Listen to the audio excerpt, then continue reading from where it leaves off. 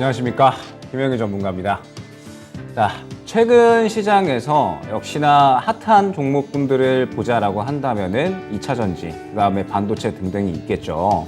근데 살짝 분위기가 많이 바뀌었다라는 부분을 여러분들은 어느 정도 캐치를 하셨을 것 같습니다. 중소형주들이 계속해서 빠르게 순환이 나오게 되면서 기존의 대형주들은 약간의 쉬어가는 흐름들이 나와주고 있고, 그 다음에 이 지수 차트만 보더라도 코스피는 지지부진한 흐름을 보여주고 있는 가운데 코스닥이 계속해서 강세를 보이는 모습을 확인을 할 수가 있죠. 아무래도 이 중소형주들이 빠르게 순환이 나오다 보니까 중소형주들이 또 이 전체적으로 움직이는 그런 시장이 연출이 되고 있고, 그러다 보니 코스닥이 계속해서 강세를 보이고 있다 생각을 해주시면 될 것 같습니다. 그러면서 제가 저번 주에 이제 1강을 시작을 하게 되면서 중소형주 강세장이 비단 이제 이번 1월, 2월, 3월뿐만 아니라 앞으로도 계속 될 수밖에 없기 때문에 우리는 이러한 중소형주 강세장에 어느 정도는 대비를 해야 된다라고 말씀을 드렸었고, 그래서 이제 이 종목을 픽하는 방법들, 그리고 앞으로 이 중소형주 강세장에서 강세를 보일 수 있는 종목들이 어떤 종목들인지 그러한 이제 방법들을 한번 설명을 드렸던 것 같습니다. 그러면서 2차 전지가 최근에 정말 이제 시장에서 핫했었고, 오늘도 이제 반도체 잠깐 쉬니까 2차 전지가 또 마구마구 움직이는 그런 시장에 연출이 됐었죠. 그래서 2차 전지에 대해서 저번 주에는 한번 이야기를 해봤다라고 한다면 이번에는 반도체에 대해서 이야기를 한번 해보려고 합니다. 이번 주 들어와서 이제 반도체 종목들이 상당히 크게 상승이 나오고 있죠. 그런데 반도체 종목들이 오늘 쉬기는 했지만 이대로 끝일 것인가? 저는 그렇게 보고 있지는 않거든요. 계속해서 이 반도체는 장기적인 방향성, 그 다음에 단기적인 방향성 모두 투자가 가능한 섹터다라고 생각을 하고 있기 때문에 지금 현재 구간에서 이 반도체 섹터는 반드시 지켜봐야 된다. 그리고 단기적인 방향성과 장기적인 방향성 모두 투자를 고려해야 된다라는 부분을 강조를 드리려고 합니다. 그러면서 이제 반도체도 마찬가지인 것 같아요. 원래 이 반도체 종목들, 상승이 나왔었던 종목들을 한번 생각을 해보면 그동안에는 이제 실적이 나오는 소부장 쪽에 거의 몰려 있었죠. 그런데 최근의 흐름을 보게 되면 디자인 하우스나 혹은 이제 시스템 반도체, 뭐 아무래도 시장에서 이제 핫하게 이야기가 나오고 있는 파운드리 쪽이라든지 아니면 뭐 AI 반도체라든지 이러한 쪽으로 지금 매기가 변경이 돼서 쏠리고 있기 때문에 이제 이러한 쪽들 위주로 한번 설명을 드리려고 하고요. 그러면서 이제 앞으로 또 반도체 종목들은 어떻게 접근을 해야 될 것인가 오늘 한번 이야기를 해보려고 합니다. 그러면서 일단은 저번 주에 이야기했었던 걸 한번 다시 다뤄보도록 하겠습니다. 약간 복귀하는 차원에서 이야기를 해보도록 한다면, 자, 2차 전지 종목들이 다시 한번 떠올랐었죠. 우리가 이제 2차 전지가 언제 강세가 나왔었느냐라고 한다면 작년을 한번 생각해 볼 수가 있을 것 같아요. 작년 10월, 11월에 시장이 쭉 하락을 하다가 그때 당시에 이제 다시 한번 바닥 잡고 올라오는 모습을 보였었고, 그러다가 12월 달에 이제 연준에서 약간의 실망감 섞인 이러한 발언들이 나오게 되면서 쭉 하락을 하다가 새해 들어서 다시 한번 또 시장이 올라갔었잖아요. 그러면서 10월 달, 11월 달을 생각을 해보면 그때 당시에는 2차 전지 약간의 이제 대형주들, 뭐 배터리셀 3사, 이제 뭐 LG 에너지솔루션이나 뭐 삼성 SDI, 그 다음에 뭐 SK 이노베이션, 그 외에 이제 뭐 LNF라든지 뭐 첨보라든지 2차 전지 중에서도 이제 대형주에 속하는 종목들이 시장을 이끌어줬었고, 그러면서 이제 중소형주들이 따라가는, 그 중에서도 소재주들이 가장 대표적으로 움직이는 그런 모습을 보였었죠. 그런데 최근에 2차 전지 쪽은 약간은 분위기가 달라졌다라고 생각을 해주시면 될 것 같습니다. 어떤 식으로 달라졌냐면, 결론적으로는 이제 이 장비 쪽이 새롭게 떠오르고 있다라고 생각을 해주시면 될 것 같아요. 장비가 떠오르는 이유로는 역시나 이 올해에 본격적으로 배터리셀 3사의 투자가 진행이 될 거기 때문에, 투자가 진행이 된다라고 했을 때 결국에는 장비 쪽이 크게 수혜를 볼 수밖에 없다라고 말씀을 드렸었죠. 그래서 그동안의 수혜를 받지 못하고 있었던 2차 전지 장비, 뭐 CIS라든지, 뭐 그다음에 하나기술, 뭐 그다음에 코인테크, 뭐 탑머티리얼, 이러한 종목들이 상당히 매기를 잘 받게 되면서 이제 이 새롭게 2차 전지의 분위기가 바뀌었다라고 이제 말씀을 드렸었습니다. 그렇기 때문에 이제 2차 전지 쪽은 기존에 이제 소재 쪽이라든지 혹은 이제 뭐 배터리셀 3사라든지 뭐 이러한 방향성을 제외하고서라도 이제 뭐 양극재나 이러한 쪽을 방향성을 제외하고서라도 이제는 장비 쪽도 봐야 된다라고 이제 많이 말씀을 드렸던 것 같아요. 물론 이제 오늘 같은 경우에는 리튬 관련된 이야기가 나오게 되면서 리튬 관련주들이 일제히 크게 상승이 나왔었죠. 그런데 다들 알고 계시겠지만 사실 리튬 쪽은 이제 접근하기가 부담스러운 자리예요. 리튬 쪽은 접근하기가 부담스럽기 때문에 이제 새롭게 떠오를 수 있는 2차 전지 쪽이 어디냐라고 한다면 저는 계속해서 좀 장비를 봐야 된다. 이제 이 배터리사 3사가 IRA 가이던스가 발표됨에 따라서 결국에는 투자를 큰 폭으로 진행을 할 거고, 그러면은 지금 최근에 장비 쪽이 다시 한번 쉬었다가 약간 이런 그림 나오고 있는 것 같아요. 상승 나왔다가 재탄력 나왔다가 하락 나오고 그 다음에 바닥 잡은 다음에 다시 재탄력 나오고 있는 그림이 확인이 됐거든요. 그러면은 이제 IRA 가이던스가 나오게 되면서 배터리셀 3사가 투자를 한다. 그렇게 됐을 때 결국에 다시 한번 또 이 저점에서 수급을 받아줄 거고, 수급을 받아준다라고 하면은 다시 한번 이 재급등, 이 재순환의 이러한 그림이 나오게 될 것이라서 2차 전지 장비 종목들은 계속해서 지켜봐야 된다라고 생각을 해주시면 될 것 같아요. 그러면서 이제 왜 이렇게 2차 전지가 지금 현재 시장에서 뛰어오르고 있느냐. 결국에는 이러한 키워드겠죠. 지금 현재 전 세계적으로 공급망 재편이라는 키워드가 완전히 좀 떠오르고 있잖아요. 결국에는 중국을 견제하려는 의도가 가장 크다라고 생각을 해주시면 될 것 같은데, 이 중국 쪽에 결국에는 광물 비중이나 혹은 뭐 희토류나 이런 이제 이 중국이 무기로 쥐고 흔들 수 있을 만한 그런 이제 이야기들이 좀 많다 보니까 결국에는 미국이나 혹은 이제 유럽에서 공급망 재편에 대해서 상당히 힘을 쓰고 있다라고 생각을 해주시면 될 것 같아요. 그러다 보니까는 당연히 2차 전지 광물이 지금 현재 유럽도 그렇고 미국도 그렇고 우리나라도 그렇고 중국 쪽에 상당히 비중이 많이 쏠려 있거든요. 그런데 여기에서 앞으로 중국이 과연 이대로 이 광물들을 비중이 크게 다룰 수 있게끔 놔둔다라고 하면 중국이 가만히 있을 것인가? 절대 그렇지 않겠죠. 중국은 무기로 쓸 수 있을 만한 것들은 다 쥐고 흔들 거기 때문에 지금 현재 상태에서 공급망 재편이라는 키워드가 상당히 크게 떠오르고 있고, 그 중에서 이제 2차 전지 광물 쪽, 그 다음에 반도체도 마찬가지입니다. 반도체도 지금 공급망을 재편을 해야 된다. G7 국가에서 반도체 공급망을 다시 한번 재편을 해서 중국을 견제를 해야 된다. 이러한 이야기들이 계속해서 나오고 있죠.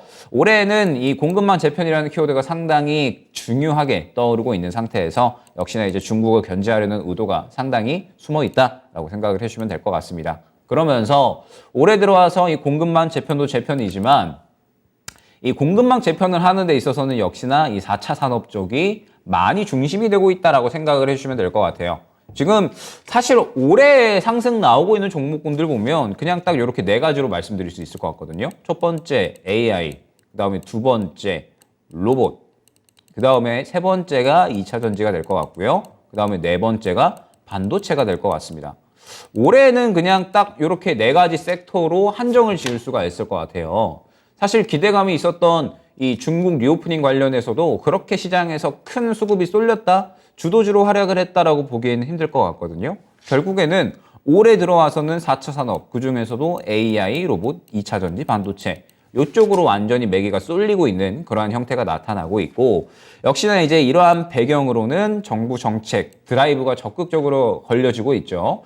최근에 정부에서 이쪽으로 정말 이제 투자를 좀 많이 한다라고 생각이 되고 있습니다. 뭐 최근에 이제 반도체 클러스터 조성권도 그렇고, 그 다음에 뭐 칩스법 통과된 것도 그렇고, 2차 전지 쪽도 마찬가지로 지금 계속해서 드라이브를 걸어주고 있고요. 뭐 AI 쪽도 마찬가지고, 로봇 쪽도 마찬가지입니다. 정부에서 굉장히 지금 적극적으로 움직이고 있기 때문에 지금 현재 상태에서 이 계속해서 이제 드라이브가 걸리고 있다라고 생각을 해주시면 될 것 같아요. 그 다음에 이제 뭐 기업 투자에 대한 부분들은 뭐 당연한 부분이겠죠. 지금 현재 3차 산업 쪽은 이제 이 성장성이 좀 한계가 있다, 한계가 보여진다라고 생각을 해주시면 될 것 같아요. 그러다 보니까는 뭐 기존에 뭐 철강이라든지 그 다음에 뭐 화학이라든지 원래 각광받았었던 이러한 섹터는 사실 굉장히 좀 멈춰 있다, 혹은 시장에서 관심을 받고 있지 못하다라고 생각을 해주시면 될 것 같고, 기업 투자가 결국에는 이 완전히 4차 산업 쪽에 몰려 있다 보니까는 지금 현재 뭐 로봇이나 혹은 이제 뭐 그 외에 2차 전지, 반도체, 뭐 자율주행 뭐 이러한 쪽으로 완전히 매기가 쏠리고 있다라고 생각을 해주시면 될 것 같습니다. 근데 이러한 분위기가 뭐 단기적으로 끝날 것 같지가 않다라는 부분이 중요하겠죠. 지금 현재 이 기업의 투자 방향성은 결국에는 4차 산업 쪽으로 완전히 몰릴 거기 때문에 올해에는 계속해서 이제 이쪽을 좀 봐야 될 것 같습니다. 그 다음에 이제 뭐 거시적인 환경, 뭐 아까 말씀드렸던 이 공급망 재편, 지금 현재 이 러시아와 우크라이나의 전쟁으로 인해서 결국에는 모든 국가들이 자원의 중요성을 깨달은 거거든요. 유럽이 러시아에게 얼마나 피해를 많이 받았는지 우리는 두 눈으로 직접 봤습니다. 그렇기 때문에 사실 러시아보다 더하면 더했을 나라가 중국이거든요. 그래서 이 중국에 쏠려 있는 이러한 원자재 비중을 이제 어느 정도는 재편을 할 필요가 있다. 이러한 거시적인 환경, 이러한 문제도 이제 최근에 이 시장의 이 매기 형성 그리고 순환에 대해서 잘 작용을 하고 있다라고 생각을 해주시면 될 것 같습니다. 그렇기 때문에 결국에는 이 시장에서 올해 수급을 받는 쪽은 정부와 기업, 사실 이 두 곳이 합작을 해서 투자를 적극적으로 걸어주는 쪽이 시장에서 또 크게 상승이 나오고 있다고 생각을 해주시면 될 것 같아요. 로봇도 마찬가지죠. 로봇 기업 투자 적극적으로 이루어지고 있죠. 정부 정책 드라이브 걸어지고 있죠. AI도 마찬가지예요. 기업들이 지금 앞다투어서 선점하려고 투자하고 있는 거고 정부도 지금 여기서 이제 선두를 놓치지 않으려고 계속해서 투자를 진행을 하고 있습니다. 그런데 이 로봇과 AI는 2차 전지와 반도체하고는 살짝 다르게 봐야 되겠죠. 로봇과 그다음에 이 AI는 사실 성장 산업이죠. 그래서 지금 현재 그렇게 실적이 많이 나오고 있지는 않지만 미래에 정말 중요해질 산업이기 때문에 미리미리 좀 선두를 잡으려고 선점을 하려고 이제 투자를 하는 그러한 이 섹터다, 산업이다라고 생각을 해주신다면 반도체와 2차 전지는 성격이 살짝 다릅니다. 이 반도체와 2차 전지는 앞으로 향후 4차 산업 시대에 가장 중요해질, 가장 중요도가 큰 그러한 산업이다라고 생각을 해주시면 되거든요. 특히나 반도체 같은 경우에는 이 4차 산업 시대의 쌀이다 라고까지도 닉네임이 붙어버렸죠. 그만큼 반도체는 이 4차 산업 시대의 모든 것들의 이 기본이다. 가장 기본적인 이러한 틀이 될 것이다 라는 부분이 중요한 거고 우리나라가 사실 반도체 하면은 알아주는 국가지 않습니까? 삼성전자 메모리 쪽으로는 확고한 1위를 보유를 하고 있는 그러한 이제 이 메모리 쪽으로, 이 반도체 쪽으로는 강세를 보이는 그러한 나라가 이제 우리나라인데, 최근에는 이러한 분위기가 살짝 바뀌었죠. TSMC에 이제 자리를 내줬잖아요. TSMC에 이제 자리를 내줬고, TSMC를 따라잡으려면은 파운드리를 계속해서 조금 발전을 시켜야 되는데, 사실 파운드리 쪽은, 여러분들 알고 계실지 모르겠지만, 삼성전자가 기술력이 그렇게 부족하지 않아요. TSMC와 오히려 이제 기술력은 더 뛰어나다라는 이야기가 나오고 있는데 결국에 이제 부족한 거는 생산 능력이거든요. 그래서 지금 최근에 정부와 그다음에 삼성 그리고 기업들이 반도체 쪽으로 완전하게 투자를 하고 있다고 생각을 해주시면 됩니다. 왜? 4차 산업시대에 가장 중요해질 산업이고 그 다음에 지금 현재 우리나라가 메모리 쪽에서는 확연하게 이 확고한 자리를 또 갖고 있기 때문에 앞으로 이 4차 산업 시대의 비메모리 자리까지도 삼성전자가 어느 정도 자리를 공공히 해놓는다라고 했을 때 우리나라가 결국에는 자원으로 이득을 볼 수 있는 나라는 아니잖아요. 때문에 이 기술력으로 그리고 결국에는 이러한 기술력을 바탕으로 슈퍼을로 거듭날 수 있는 그러한 나라가 될 수 있지 않을까. 그렇기 때문에 이제 정부와 기업에서 미친 듯이 투자를 하는 거거든요. 때문에 반도체는 지금 정부와 기업이 온 힘을 쏟아부어서 이 투자를 하는 그러한 섹터이기 때문에 결국에는 우리가 반도체는 지금 현재 상태에서 반드시 모아가야 된다라고 생각을 해주시면 돼요. 모아가면서 동시에 플러스 단기 투자도 진행을 해야 되는 정말 중요한 섹터다라고 생각을 해주시면 됩니다. 올해 내내 반도체는 다뤄질 수밖에 없을 거예요. 지금 현재 투자에 대한 기대감도 있죠. 그 다음에 업황 안 좋으니까 업황이 회복됨에 따라서 결국에는 또 이제 기대감이 다시 한번 장기적으로도 형성이 될 거거든요. 때문에 반도체는 반드시 봐야 됩니다. 놓치지 않고 우리가 수익을 챙겨 나가야 되는 섹터다라고 생각을 해주시면 될 것 같아요. 그래서 서론이 조금 길었는데 바로 이제 시작을 해보도록 하겠습니다. 자, 최근에 시장의 분위기를 보게 되면 결국에는 중소형주 순환매는 쭉 지속이 되고 있다고 생각을 해주시면 될 것 같아요. 그러면서 2차 전지에서 반도체로 넘어갔죠. 물론 이제 오늘 리튬 관련된 이야기가 있기는 했지만 말씀드렸듯이 리튬은 2차 전지를 전체적으로 끌고 간다라기보다는 뭐 약간 이제 이러한 느낌이죠. 결국에는 이제 소재 쪽이잖아요. 그러다 보니까 2차 전지 산업 전반적인 부분이라기보다는 약간 이제 일부라고 봐야 될 것 같은, 그러니까 리튬 종목들이 올라간다라고 해가지고 2차 전지 종목들을 전체적으로 끌고 가는 분위기는 될 수가 없다라는 거죠. 이 주도주가 될 수가 없는 게 결국엔 이제 리튬이기 때문에 오늘 이제 리튬이 올라갔다라고 해가지고 2차전지가 완전히 분위기를 잡는다? 요거는 조금 이제 어려울 것 같고 결국에는 2차전지가 분위기를 잡으려면 배터리셀 3사도 같이 올라가줘야 되고요. 그 다음에 양극재 종목들도 같이 올라가줘야 되고 그러면서 이제 장비 종목들도 같이 올라갈 때 2차전지가 분위기를 잡고 있구나 생각을 해주시면 됩니다. 지금은 이슈에 따라서 그냥 강한 반응이 나왔다 정도로 생각을 해주시면 될 것 같고 최근에 이제 이 반도체 쪽으로 수급이 이동이 되면서 이 흐름이 상당히 이제 의미가 있었다라고는 보여지거든요. 왜냐하면 반도체로 이제 수급을 이동을 하는 데 있어서 결국에는 이 정부, 그 다음에 기업, 투자에 대한 이야기들이 동시에 나와줬잖아요. 그러면서 앞으로의 향후 성장성에 대한 기대감들을 충분히 키워나가고 있고 그러면서 이제 이 대형주들보다는 중소형주 쪽이 결국에는 순환매가 강하게 나오고 있다는 부분이 중요한 것 같아요. 지금 반도체 쪽 대형주들은 사실 그렇게 재미가 없잖아요. 그런데 중소형주 쪽은 매우 강한 흐름이 나타나고 있기 때문에 반도체도 결국에는 지금 현재 시장에서는 중소형주로 순환을 시키고 있구나라고 생각을 해주시면 될 것 같습니다. 그러면 우리는 지금 현재 반도체 쪽도 중소형주 쪽으로 약간은 준비를 해야 되겠구나라고 일단 생각을 해주시면 될 것 같아요. 그러면서 이제 뭐 그러한 배경으로는 무엇이냐? 지금 이제 이 IRA랑 이제 RMA 발표됐고 IRA는 아직 발표가 안 됐잖아요. 근데 결국에는 반도체도 지금 공급망 재편에 대한 이야기가 상당히 많이 나오고 있다라고 생각을 해주시면 될 것 같아요. 반도체도 지금 미국이 중국 때리려고 계속 이제 법안들 많이 내고 있거든요. 최근에 반도체 지원법이라든지 중국의 투자를 금지한다라는 내용이 상당히 이제 많이 나오고 있는 상태에서 이제 이 미국과 유럽이 전체적으로 어찌됐든 이 공급망 재편에 대한 이야기들을 계속해서 하고 있기 때문에 반도체도 이러한 공급망 재편에 대한 이야기가 다시 한번 나오게 되면서 결국 공급망 재편하게 되면 우리나라는 빠질 수가 없다라고 생각을 해주시면 될 것 같습니다. 우리나라가 기술력이 워낙에 뛰어나기 때문에 이 최근에 반도체 쪽에서의 공급망 재편에 대한 이야기는 TSMC를 대체할 수 있는 이러한 이제 이야기들이 많이 나오고 있거든요. 왜냐하면 중국이 대만에 대한 야욕을 계속해서 드러내고 있기 때문에 만약에 중국이 대만을 침공을 하고 그 침공이 성공을 한다라고 하면 그러면은 TSMC에는 문제가 생길 거고 TSMC에 지금 미국이나 유럽이나 다 이제 의존도가 높기 때문에 결국에 이 의존도가 높은 상태에서 대체가 어디가 될 것이냐 결국엔 필연적으로 한국이 될 수밖에 없다라는 거예요. 파운드리 쪽으로는 이제 TSMC와 삼성전자가 아직까지는 차이가 많이 나고 있기는 하지만 그래도 2강 체제는 갖췄다라고 생각을 하고 있거든요. 때문에 공급망 재편에 대한 부분들도 분명하게 이 반도체 쪽에는 수혜를 받을 수 있을 것이다 라는 부분을 생각을 해주시면 될 것 같습니다. 그러면서 이제 최근에 반도체가 결국에는 시장에서 크게 뛰어오를 수밖에 없었던 이슈는 무엇이냐? 삼성전자의 이 글로벌 반도체 1위 도약에 대한 이러한 야욕 혹은 이제 어떤 미래의 청사진이다라고 생각을 해주시면 될 것 같아요.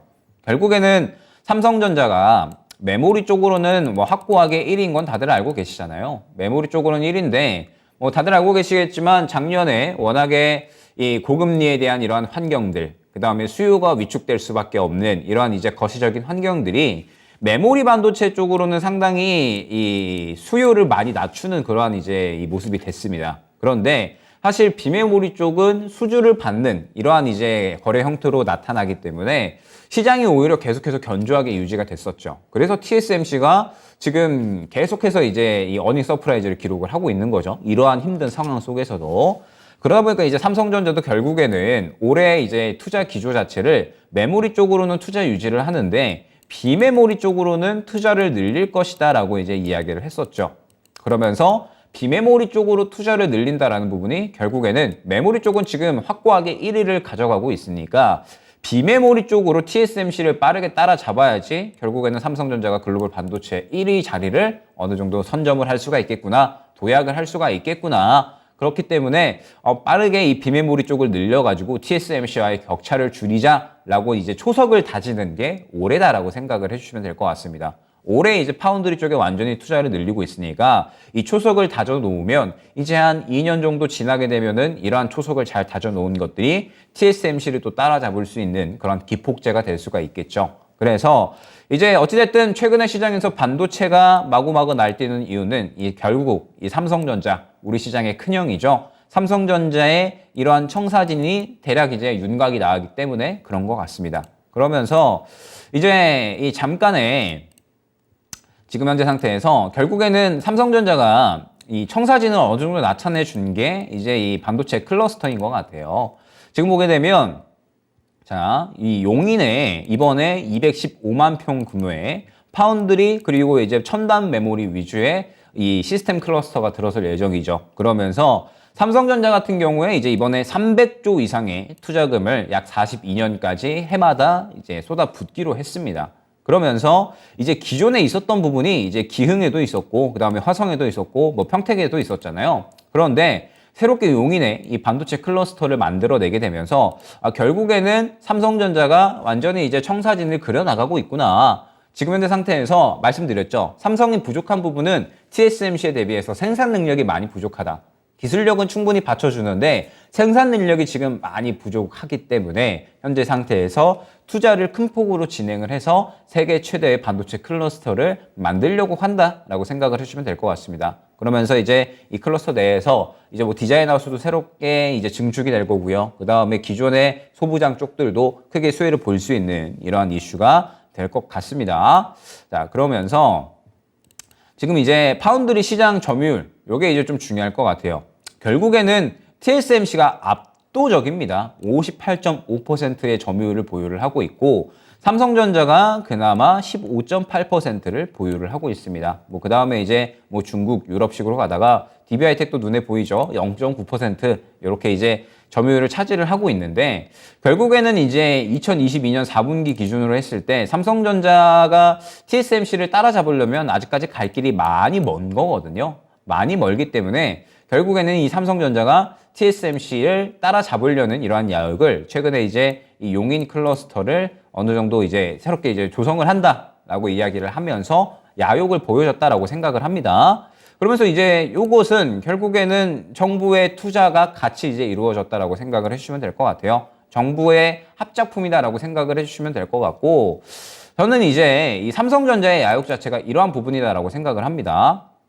지금 보게 되면 삼성전자가 이제 이 낸드 플래시 매출이에요. 그러면서 이제 점유율인데 삼성전자가 이렇게 이제 33.8%, 그다음에 이제 SK 하이닉스 이렇게 이제 갖고 있는데 뭐 낸드 플래시뿐만 아닙니다. 플러스 이제 뭐 디램도 마찬가지겠지만 삼성전자가 지금 현재 워낙에 메모리 쪽에서의 점유율을 확고하게 가져가고 있죠. 그런데 이 올해 이 메모리 쪽으로는 삼성전자가 투자를 줄이지 않을 것이다라고 이야기를 했었잖아요. 결국에는 메모리 업황은 회복이 될 것이다라는 부분이 중요한 것 같습니다. 메모리 업황이 이제 2분기 정도 들어서면서 점차적으로 회복이 될 것이다라는 이야기가 많이 나오고 있거든요. 지금 이제 작년 3분기부터 글로벌 기업들이 감산을 시작을 했기 때문에 삼성전자 같은 경우에도 3분기 대비 4분기에 디램 재고가 어느 정도는 줄어들었거든요. 약 이제 5조 원 가량. 그래서 이제 이번에 2분기부터 점차적으로 이제 전체적인 재고가 줄어들 것이다라고 이야기가 나오고 있고 3분기에는 가격이 회복이 될 것이다라는 이야기가 나오고 있습니다. 그러면은 지금 현재 삼성 같은 경우에는 투자를 줄이지 않고 감산을 하지 않았기 때문에 결국에 이러한 메모리 업황이 회복이 된다라고 했을 때 가장 크게 수혜를 볼 수 있는 기업이 삼성이다라고 생각을 해주시면 될 것 같아요. 지금 현재 메모리 쪽으로 확고하게 1위를 가져가는 상황에서 메모리 업황이 안 좋아졌으니까 지금 삼성이나 SK 하이닉스나 위기다라고 이야기를 하고 있는 건데 삼성이 지금 투자를 메모리 쪽에다가 줄이지를 않았으니 결국에는 메모리 업황이 회복이 되게 되면 이는 오히려 반면교사가 될 수 있다. 전화위복의 한 해가 될 수 있다라는 생각으로 지금 삼성전자가 전략적으로 투자를 줄이지 않았다라고 생각을 해주시면 될 것 같거든요. 메모리 쪽은 결국에는 회복이 될 거기 때문에 수익성이 하반기 들어서면서 회복이 될 수밖에 없고 올해보다 2024년이 훨씬 좋을 거다라고 이야기가 나오고 있어서 결국에는 메모리는 잘 버티기만 하면 그러면은 또 큰 수익성으로 보답을 해줄 수가 있을 것이다 라는 이제 그러한 기대감이 있는 상태에서 결국에 이제 이 삼성전자가 이 비메모리 쪽으로 치고 올라가게 된다라고 한다면 삼성전자가 TSMC의 이 점유율을 어느 정도는 좀 따라잡으면서 이강 체제를 확고하게 굳힌다라고 한다면 그러면은 지금 현재 상태에서 이 삼성전자가 굉장히 글로벌적으로 치고 나갈 수 있는 확고한 반도체 1위 자리를 사수를 할 수가 있게 되는 거겠죠. 그렇기 때문에 올해 삼성전자는 파운드리 쪽으로 마구마구 투자를 늘리고 있는 거고 그 첫 발걸음이 이 300조 이상의 투자금을 새롭게 이제 용인 클러스터에 이제 투자를 하는 그런 이제 내용이다라고 생각을 해주시면 될 것 같습니다.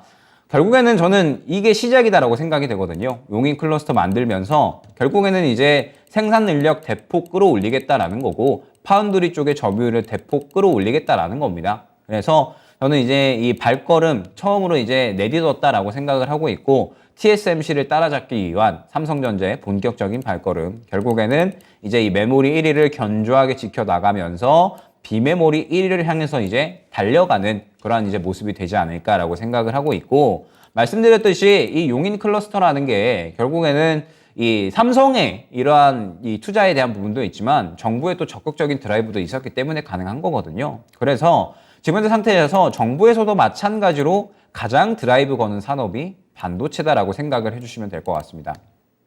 반도체 쪽으로 가장 드라이브를 걸고 있고 최근에 이제 뭐 이러한 이제 법안도 나왔었죠. K칩스법. 올해 초에 생각을 해보면 K칩스법이 이제 논의가 되고 발의가 되면서 그때 당시에 이제 반도체 종목들이 상당히 많이 올라갔었죠. 세액 공제에 대한 내용인 거고 결국에는 이 투자 증대 효과가 약 56조가 생겨날 거고 이제 세액 경감 효과도 이제 있을 것이라는 이야기가 많이 나왔었죠. 그러면서 결국에는 이제 정부에서도 반도체가 살아나야지 우리나라가 살아날 수 있다, 경제가 살아날 수 있다라고 생각을 하는 겁니다. 왜냐하면 반도체 수출 비중이 워낙에 이제 우리나라가 계속해서 이제 커지고 있는 상태거든요.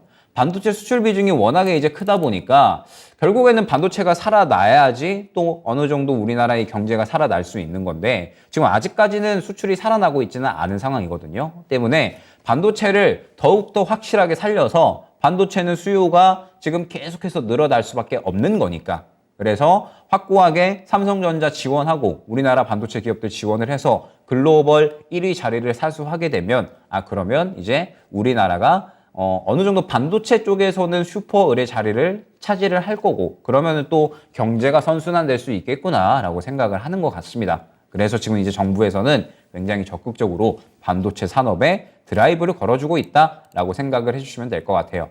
그러면은 이제 기업 투자와 그 다음에 정부의 적극적인 드라이브 이러한 내용들이 지금 계속적으로 나오고 있다라고 생각을 해주시면 될 것 같고 여기에 대해서 이제 아까 이야기를 했었던 부분이 결국에 이제 거시 환경이잖아요. 지금 이제 거시 환경을 보게 되면 사실 조용하지만 반도체 전쟁이 지금 상당히 격하게 일어나고 있다라고 생각을 해주시면 될 것 같습니다.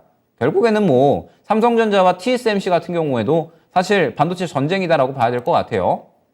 누가 1위 자리를 사수하느냐 빼앗느냐 이러한 싸움이 벌어지고 있는 거고 최근에 이제 미국에서 중국을 상대로 정말 이제 여러 분야에서 펀치를 지금 날리고 있는데 여기에서 이제 최근에 나온 내용이었죠. 보게 되면 미국 반도체 지원법 보조금 신청 요건입니다. 그러면서 이제 이러한 법안이 새롭게 이제 나왔는데 반도체 지원법은 결국에는 사실 자국주의에 대한 내용이 어느 정도는 나타나 있다라고 생각을 해주시면 될 것 같아요. 이제 이 미국 반도체 지원법 보조금을 받게 되면 초과 수익분에 대해서는 어느 정도 환수를 할 거다라고 이제 이야기가 나오게 되고 있고 그 다음에 약간의 이제 이 기술 이 수출에 대한 부분들 그러니까 이 투자를 하게 됐을 때 반도체 이제 공장을 이제 증설을 하잖아요. 그런데 반도체 공장 증설을 하게 되면 그에 대한 이제 계획을 제출을 해야 되고 그러면서 이제 이 기술에 대한 부분들도 어느 정도는 미국에 조금 이 제출을 해야 된다. 약간 요런 내용이 담겨 있거든요. 그래서 이제 기술도 지금 이제 뺏길 수 있다. 반도체 지원을 받게 되면 요런 우려감들이 나타나 있는 거고 결국에는 이제 자국주의에 대한 내용이 상당히 좀 강하게 담겨 있는 상태에서 여기서 이제 추가적으로 나타나는 부분이 무엇이냐? 중국 투자 금지입니다. 중국에다가 투자 금지하지 말아라. 투자 금지해라. 중국에다가 투자하면 안 된다. 중국에 이제 투자 X 이렇게 이제 이야기를 하고 있는 겁니다. 지금 현재 미국에서는 이 반도체 지원법에 의해서 보조금을 받는다라고 했을 때 결국에는 보조금 받는 기업들은 이 중국에다가 10년간 투자하지 말아라라고 이야기를 하고 있는 거거든요. 그런데 사실 보조금을 안 받자니 보조금 규모가 꽤나 큽니다. 그래서 보조금을 받기는 받아야 되는데 결국에는 이 보조금을 받으면 중국에 투자를 하면 안 되고 우리나라 생산 거점은 이미 중국에 많이 쏠려 있는 상태라서 약간의 이제 이 진퇴양난 그러니까 이 선택적인 부분에 있어서 상당히 조금 딜레마에 빠질 수밖에 없는 그러한 법안이 최근에 이제 나타나게 됐죠. 그러면서 결국에는 이 반도체 지원법도 자국주의와 중국 때리기 이렇게 이제 두 가지 의도가 나타나 있다라고 생각을 해주시면 될 것 같고, 중국도 지금 반도체 쪽으로는 어마어마하게 성장을 하고 있어요. 지금 보게 되면 이번에 중국 양해에서 거국 체제라는 단어가 나왔습니다. 거국적으로 나라 차원에서 이 반도체 국산화에 온님을 쏟겠다라고 이야기를 했습니다. 이번 중국 양해에 저는 중국이 상당히 조금 소극적이었다라고 생각을 했거든요.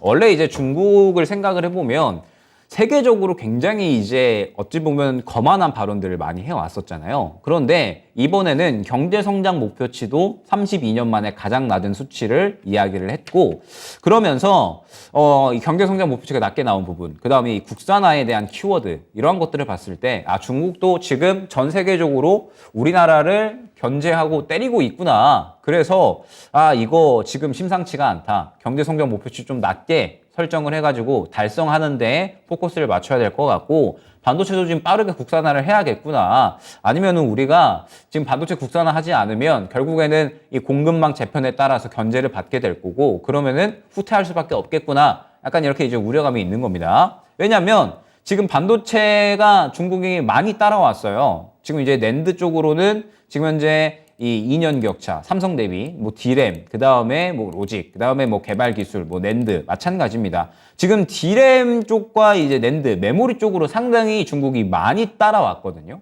그렇기 때문에 지금 이제 중국은 슬슬 견제를 해야 된다라고 이제 미국에서 생각을 하고 있는 겁니다. 특히나 반도체 쪽으로는. 그런데 이제 중국에서는 반도체 국산화에 완전히 이제 집중을 하겠다라는 부분들. 결국에는 이 반도체가 세계적으로 완전히 중요도가 크게 올라오고 있기 때문에 각 국마다 자국주의에 대한 부분들, 자국에서 성장을 할 수 있게끔 적극적인 정부 정책, 드라이브가 걸려지게 되면서 각 국에서 이제 또 서로 이 견제를 하고 공급망 재편을 하면서 이 견제를 지속하는 전쟁하고 있는 상황이다라고 생각을 해주시면 될 것 같아요. 총칼로 전쟁을 하는 게 아니라 반도체로 전쟁을 하고 있다 생각을 해주시면 될 것 같습니다. 그러면서 이제 우리나라가 가야 될 방향성은 저는 좀 확연하게 정해져 있다고 생각을 하고 있거든요. 결국에는 이제 슈퍼을로 가야 된다라고 생각을 합니다. 지금 기술력으로 이제 압도를 해야 된다라고 말씀을 드렸는데 4나노 이하 공정은 지금 현재 삼성전자와 TSMC만 가능하거든요. 그런데 앞으로는 미세 공정에 대한 이러한 기술력들, 이러한 부분들이 반도체 쪽으로는 계속해서 강조가 되어 갈 겁니다. 그러면은 결국에는 우리나라 슈퍼을이라는 게 뭐냐, 안 쓸 수가 없게끔 해야 된다라는 거거든요. 우리나라가 광물이 잘 나오는 그런 나라도 아니고 소재가 잘 나오는 나라도 아니잖아요. 그러면은 확연하게 이 기술력을 뛰어나게 만들어서 기술력으로 압도를 하게 되면 결국에는 우리나라의 제품들 그리고 기술을 안 쓸 수가 없게 되겠죠. 그렇기 때문에 비단 반도체뿐만 아닙니다. 2차 전지 쪽으로도 우리가 확연하게 기술력으로 압도를 해야지 전 세계적으로 이 글로벌적인 점유율을 좀 치고 나갈 수가 있다. 우리나라가 지금 현재 이 거시적인 환경 속에서 나아가야 될 방향성은 분명하다라는 점을 한번 생각해 주시면 될 것 같습니다. 그러면서 이제 시장으로 살짝 이제 들어가게 될 텐데, 시장의 종목들, 최근의 종목들을 보게 되면 시장에서는 파운드리 쪽에 많이 매기가 형성이 되어 있는 모습을 확인을 할 수가 있었습니다. 메모리 쪽은 사실 최근에 약간 지지부진하죠. 그런데 역시나 그러한 이유는 여기에 있겠죠. 반도체 재고 증가율 추이인데 지금 보게 되면 2022년 8월에 어마어마하게 쌓여 있다가 지금 2023년 1월에 또 다시 한번 큰 폭으로 쌓인 모습을 확인을 할 수가 있습니다. 결국에는 반도체 재고가 엄청 많이 쌓여 있으니까 이게 실적으로 연결이 될 수가 없잖아요. 그래서 삼성전자나 SK하이닉스나 이번 1분기에도 어닝 쇼크 이어갈 거다라는 이야기가 나오고 있는 겁니다. 그러면은 메모리 업황은 이제 요게 좀 줄어들어야지, 그래야지 어느 정도 이제 회복이 되면서 종목들이 움직일 수가 있겠죠. 그런데 파운드리 쪽을 보자니 이거 삼성전자 이 지난해 4분기, 작년 4분기 실적을 봤더니 파운드리 실적이 상당히 크게 올라온 모습을 확인을 할 수가 있었죠. 그러면은 이제 파운드리 쪽은 비단 성장성만 보고 가는 게 아니구나. 실적이 지금 상당하게 뛰어오르고 있고 이렇게 D램과 비슷하게 실적 나온 적이 처음이거든요. 삼성전자에서. 그래서 올해에는 파운드리가 D램을 이겨낼 수 있을 것이다 라는 이야기가 나오고 있습니다. 파운드리가 D램의 매출을 뛰어넘을 것이다 라는 이야기가 올해 나오고 있거든요. 그러면은 이제 파운드리는 기본적으로 실적도 잘 나오고 있고 앞으로 삼성전자가 올해 힘을 내내 쏟을 쪽이니까 우리가 그러면은 집중을 해야 될 게 결국에는 올해에는 파운드리 쪽이겠구나. 삼성전자가 완전히 힘을 쏟고 있으니 이쪽의 시장의 매개가 형성이 될 수밖에 없겠구나 라고 생각을 해주시면 될 것 같아요. 자, 그러면서 최근에 시장에서 파운드리 쪽으로 이야기가 나오고 있다 보니 지금 현재 관련된 기업들이 뭐가 있느냐, 뭐 이제 다들 알고 계시죠? AD 테크놀로지, 알파, 그다음에 코아시아, 그다음에 세미파이브, 그다음에 가온칩스, 이제 이러한 종목들이 있습니다. 지금 이 삼성전자 디자인 파트너거든요. 그런데 이제 가온칩스나 그다음에 코아시아, AD 테크놀로지, 삼성전자 디자인 파트너니까 지금 계속해서 이제 올라가고 있는 겁니다. 지금 이제 우리가 생각을 해보면 삼성전자가 가장 이 M&A에 염두를 두고 있는 그러한 이제 기업분들이 디자인하우스 쪽이죠. 왜 디자인하우스 쪽에 지금 이야기가 많이 나오고 있냐면 이번에 삼성전자에 대해서 감 잡았다라고 이제 업계에서 평가를 하고 있어요. 왜 감을 잡았냐? 디자인하우스 쪽으로 지금 삼성전자가 힘을 많이 쏟고 있기 때문에 그렇습니다. 왜 디자인하우스 쪽으로 힘을 쏟느냐? 결국에는 디자인하우스가 팹리스와 파운드리의 가교 역할을 하거든요. 팹리스에서 설계 받아가지고 문제 있는 부분들 제외하고 그 다음에 파운드리에 넘기기 때문에 상대적으로 이제 생산 능력을 크게 띄워 올리는 데 있어서는 디자인하우스가 필수다라고 생각을 해주시면 될 것 같아요. 그러다 보니까 디자인하우스가 많이 부족하니 지금 현재 삼성전자가 이제 이쪽으로 크게 큰 폭으로 투자를 늘리게 되면서 결국에는 이 용인 반도체 벨트가 이제 또 새롭게 조성이 되는 게 이제 이 밸류 체인을 만든다라는 거거든요. 팹리스, 그 다음에 디자인하우스, 파운드리 이쪽으로 밸류 체인을 만들어가지고 생산 능력을 극대화하겠다라는 게 이번에 올해 삼성전자의 의도인 겁니다. 그러면은 이제 생산 능력을 끌어올리기 위해서는 파운드리, 기존 소부장도 소부장이겠지만 디자인하우스 쪽이 지금 어마어마하게 상승이 나오고 있다 보니까 결국에는 이쪽이 지금 굉장히 수급을 잘 받고 있다라고 생각을 해주시면 될 것 같아요. 그렇기 때문에 지금 현재 상태에서는 디자인하우스 쪽은 계속해서 좀 지켜봐야 된다라고 이제 생각을 해주시면 될 것 같고, 그러면서 이제 이 디자인하우스 쪽을 제가 뭐라고 많이 말씀을 드리냐면 단기적인 매매가 많이 좀 유효하다라고 말씀을 많이 드려요. 왜냐면 아직까지 이쪽 이 디자인하우스 쪽이 그렇게 실적이 잘 나오고 있는 쪽은 아니거든요. 그런데 삼성전자가 M&A 염두하고 있다라는 이야기가 많이 나오고 있어서 기대감이 형성이 되고 있고 앞으로 성장을 필연적으로 할 수밖에 없으니까, 그래서 앞으로에 대한 기대감으로 인해서 단기적인 수급이 굉장히 활발하게 들어갔습니다. 그래서 저는 지금 디자인하우스 쪽, 가온칩스, 그 다음에 코아시아 굉장히 주의 깊게 보고 있습니다. 단기 트레이딩 하려고. 단기적인 방향성으로 보면 굉장히 이제 좋을 종목인데, 제가 이제 아까 말씀을 드렸었죠. 반도체는 지금 장기적인 관점으로도 반드시 봐야 된다라고.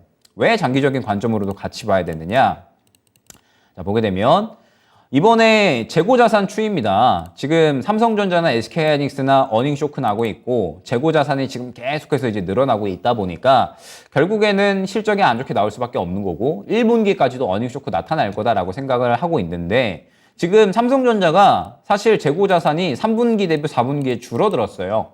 그러면은 여기서 우리가 생각을 해야 될 게 결국에는 이제 재고도 한계에 도달을 했다라고 생각을 해주시면 될 것 같고, 아마 1분기 정도의 이제 전환점을 맞이하지 않을까. 1분기 지나가면서. 그러면서 2분기부터는 이제 점차적으로 재고가 줄어들면서 가격이 정상화될 수 있고 실적이 정상화될 수 있는 구간이 나타날 거고, 3분기부터는 완전히 분위기가 반전될 겁니다. 그러면은 분위기가 반전이 된다라고 했을 때 결국에는 이렇게 우리가 투자 아이디어를 끌어나갈 수가 있다라는 거죠. 메모리 업황이 회복되니까 결국에는 우리가 삼성전자가 확고한 메모리 1위 기업이다 보니 메모리 관련된 종목들은 회복을 할 것이고, 그러면 우리가 장기적인 관점으로 수익을 노릴 수가 있는 분야가 될 거고요. 그 다음에 비메모리 쪽은 지금 투자를 계속해서 확대를 하고 있으니 TSMC와 이강 체제를 만들려면 결국에는 투자를 더 늘려서 생산 능력을 극대화해야지 결국에 또 이 삼성전자가 TSMC를 따라잡을 수가 있는 거거든요. 그러면은 지금 현재 삼성전자가 힘을 쏟고 있는 쪽이 파운드리 쪽이다 보니까 파운드리 쪽은 단기적으로도 기대감이 크게 형성이 될 수가 있겠구나라고 생각을 해주시면 될 것 같습니다. 그러면은 단기적인 방향성과 그 다음에 장기적인 방향성 두 가지 다 접근 가능하겠죠. 그래서 저는 이제 이러한 종목들을 한번 잠깐 이제 차트를 통해서 보려고 해요. 반도체 순환매 시장이 지금 나오고 있고 지금 단기적인 방향성과 장기적인 방향성 다 가능하다라고 말씀을 드렸었죠. 그래서 이제 뭐 여러 가지 예를 들기 좋은 종목들이 뭐 최근에 디자인하우스 쪽이나 뭐 그다음에 그 외에 이제 뭐 후공정 쪽이라든지 그다음에 그 외에 뭐 DB하이텍 같은 파운드리 쪽, 미세공정 쪽 이러한 종목들이 있는데 이 종목들을 한번 잠깐 차트를 곁들여서 설명을 드려보려고 합니다. 자, 일단 보게 되면 미세공정에 대해서 최근에 대장으로 움직이고 있는 종목이 SNS텍입니다. SNS텍인데 SNS텍은 지금 수급은 일단 정말 긍정적이죠. 수급이 굉장히 긍정적이고 긍정적인 수급이 들어오는 상태에서 쭉 우상향해주는 모습을 확인을 할 수가 있습니다.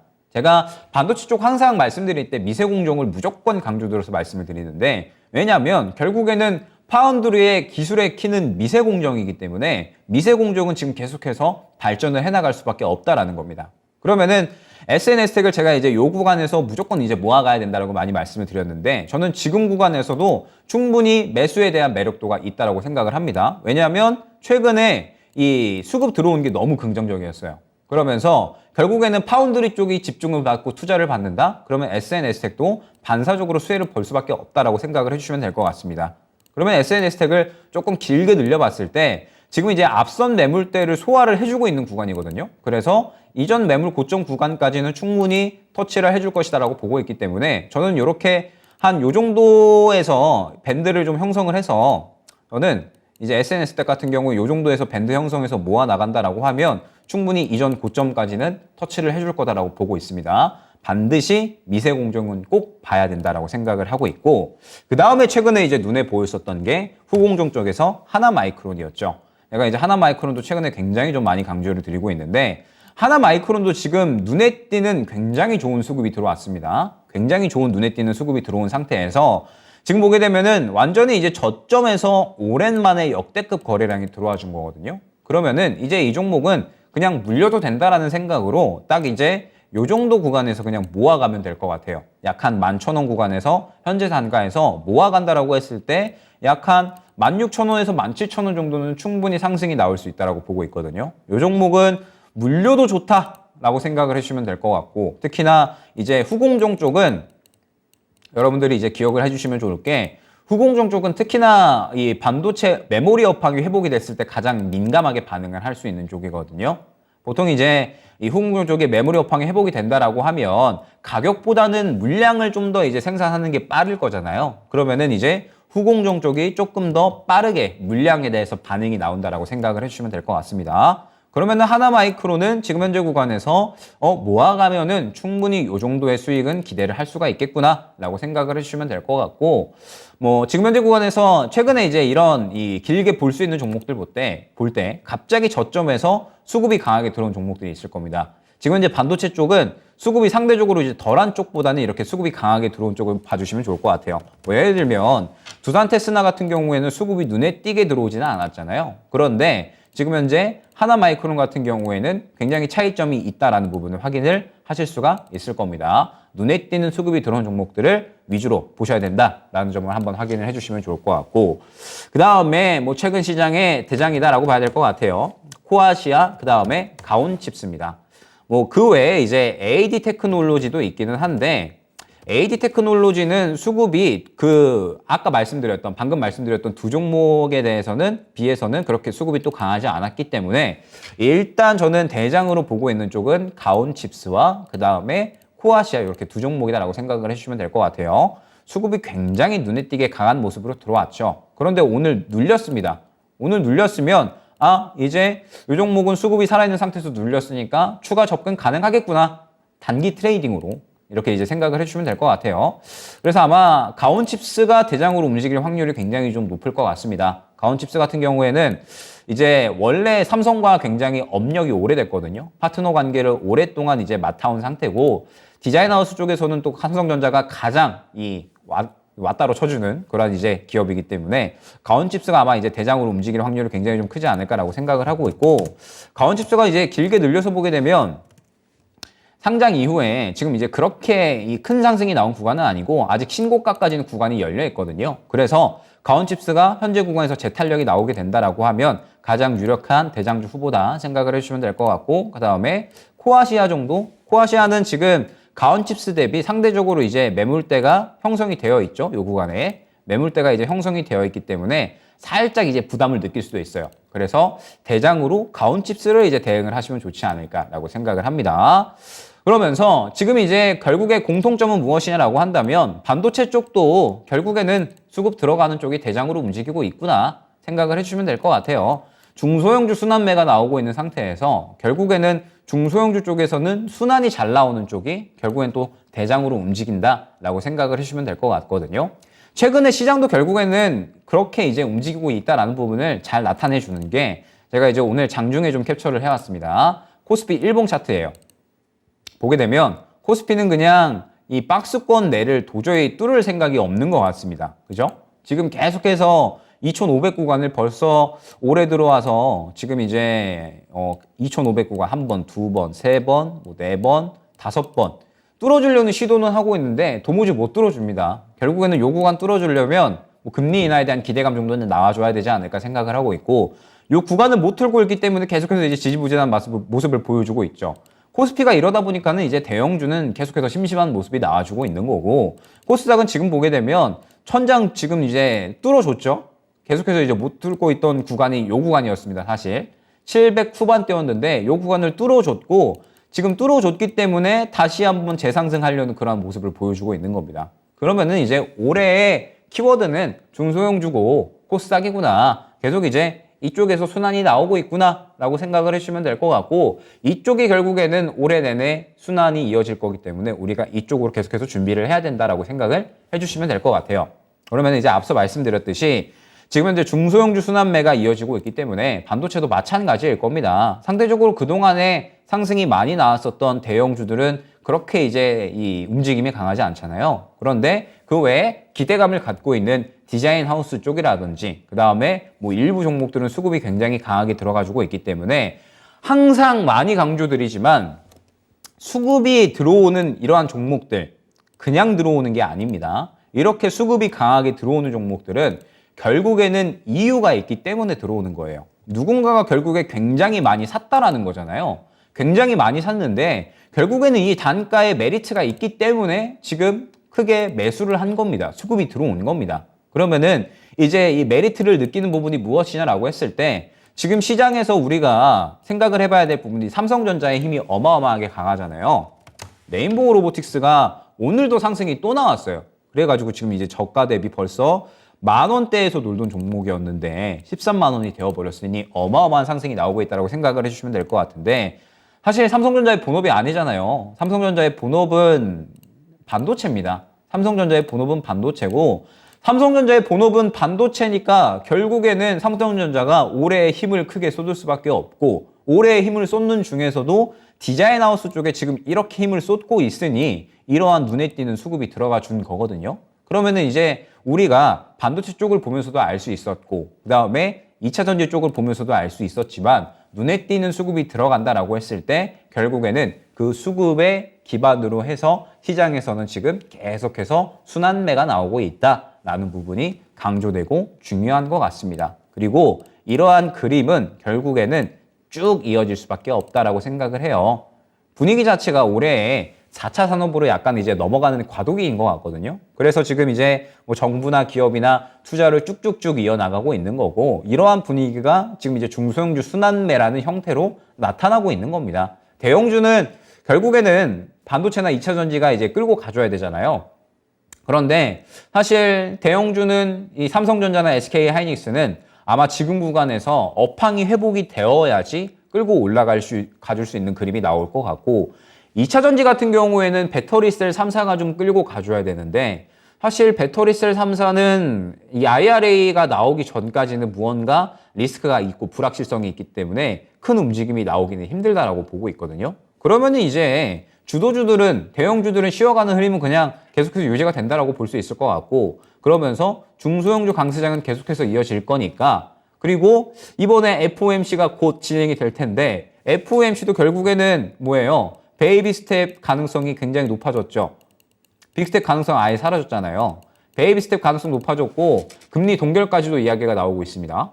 지금 그러면서 최근에 비트코인 어마어마하게 상승 나오고 있잖아요. 비트코인이 왜 상승이 나오더냐. 결국에는 저는 이런 기대감이다라고 보고 있거든요. 금리 원래 이번 달에 높게 올린다라고 했다가 금리 낮게 올린다라고 하니까 지금 이러한 기대감이 위험자산 계속해서 이제 좀 투자 심리가 회복이 되고 있다라고 생각을 합니다. 그러면은 이 우리가 상대적으로 코스피나 코스닥 위험자산이 어디냐라고 했을 때 코스닥이다라고 볼 수가 있겠죠. 그죠? 그렇기 때문에 중소형주 강세장은 올해에는 계속해서 이제 이어질 수밖에 없다라는 거예요. 왜? 이쪽에 지금 기대감이 형성이 되어 있으니까. 그래서 저는 항상 말씀드리지만 이번에 이 시장에서 중소형주 강세장이 나온다라고 했을 때 수급 들어가는 쪽을 반드시 놓치고 가시면 안 되고 특히나 반도체는 지금 현재 대놓고 저는 힌트를 많이 주고 있다고 생각을 하고 있거든요. 그래서 여러분들이 꼭 반도체는 챙겨 가셨으면 좋겠습니다. 지금 이미 수급이 들어온 종목들이 결국에는 또 계속해서 강세를 보일 거라서 앞으로 이 반도체 쪽은 저는 꾸준하게 보시면서 꼭 수익을 챙겨 나가시는 그런 매매 전략을 꾸려 나가시는 게 어떨까. 장기적으로도 단기적으로도 아주 매력적인 섹터다라고 생각을 해주시면 될 것 같습니다. 자, 그래서 오늘은 이 반도체에 대해서 종합적으로 한번 이야기를 해봤습니다. 결국에는 반도체 지금 현재 업황, 그 다음에 수급적인 부분이 어떻게 나타났는지 이러한 부분들을 이제 이야기를 해봤고 다음 시간에 이제 뭐 할 거냐? 이제 종합적으로 한번 대응하는 방법에 대해서 이야기를 해봐야 되겠죠. 2차 전지와 반도체를 통틀어서 한번 이제 대표적으로 이야기를 했고 다음 시간에는 이제 종합적으로 중소형주 순환매를 어떻게 할 것인가 조금 더 이제 수급적인 부분을 이제 파고 들어서 이야기를 드릴 예정이에요. 수급을 보면서 그 수급을 기반으로 해서 우리가 또 어떻게 이 앞으로 강세가 나올 수 있는 종목들에 대해서 대응을 할 것인가 이러한 이제 단기적인 매매 위주의 이러한 방향성을 또 설명을 드릴 예정이니까 참고해 주시면 좋을 것 같고 시장은 괜찮습니다. 충분히 매매하기 좋을 만한 환경 유지되고 있으니까 여러분들께서는 지금 현재 상태에서 더욱더 수익을 많이 챙길 수 있는 방법이 무엇일까를 한번 더 생각을 해주시면 좋을 것 같습니다. 아무래도 이번 3월 그리고 4월까지도 시장의 분위기는 그렇게 나쁘지 않을 것 같거든요. 때문에 매매 전략 지금부터라도 잘 꾸려 나가셔서 수익을 꾸준히 잘 챙겨 나가시기를 바라겠습니다. 감사합니다.